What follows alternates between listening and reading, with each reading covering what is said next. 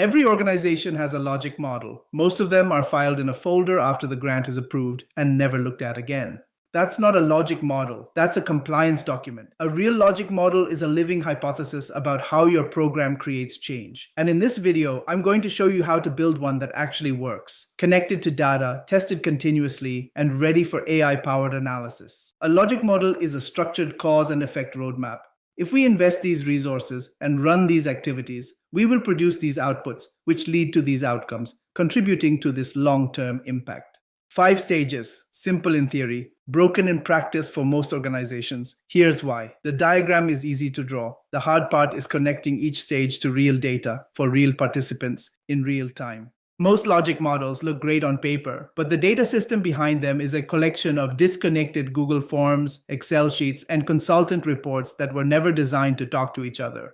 When the evaluator tries to prove that inputs led to outcomes, they can't draw the line because the data isn't connected. Stage 1, inputs. Inputs are everything your organization invests to make the program possible. Budget, staff time, technology, partnerships, curriculum. Most organizations track these as a cost list. That's a mistake. Don't track cost per participant. We served 120 people for $180,000 tells you almost nothing. Do track cost per outcome. We spent $1,323 per successful employment outcome versus the $8,400 industry average. That number wins grants. But you can only calculate it if your input data and your outcome data are connected to the same participant records. That is a data architecture decision, not a reporting decision. Make it before you collect a single data point. Stage 2, activities. Activities are what your team does using those inputs. Workshops, mentorship,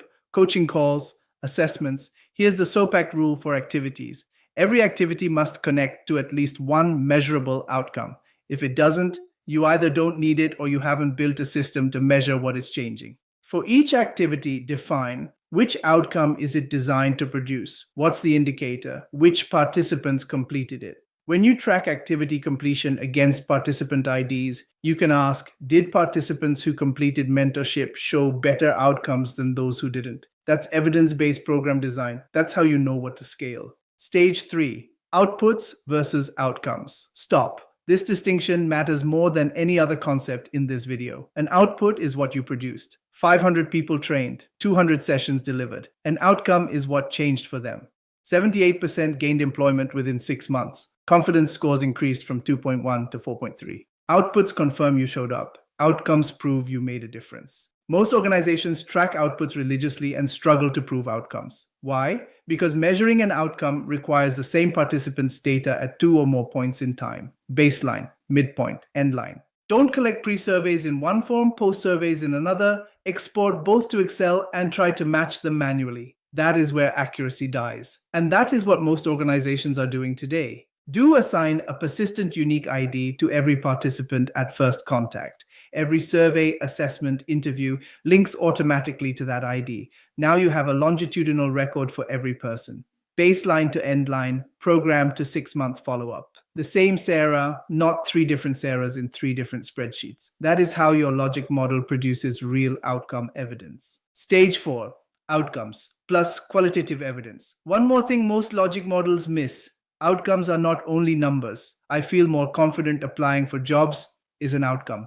I believe I can support my family now is an outcome. These come from open-ended responses and interviews, and most platforms throw that data in a folder and call it qualitative evidence. Sopact's intelligent column extracts themes and codes from every open-ended response automatically and links them to that participant's quantitative scores. Now your outcome tells the full story, a number and a voice. Together, that's the evidence funders can't argue with.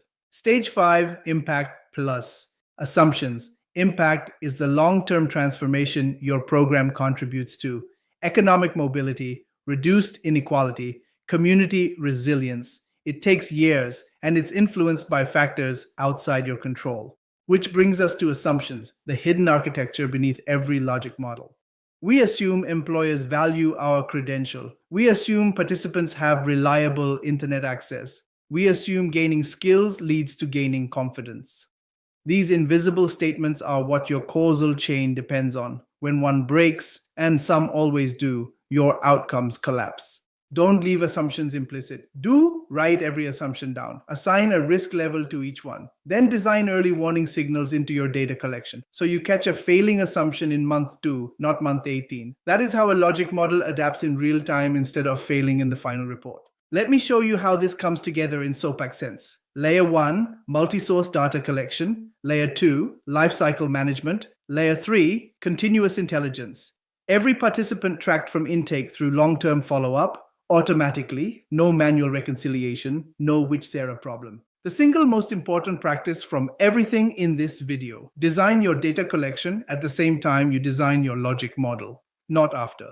Every outcome indicator you define should have a corresponding survey question. Every activity you plan should have a completion tracking field. Every assumption you list should have an early warning metric. Your logic model and your data architecture are the same document.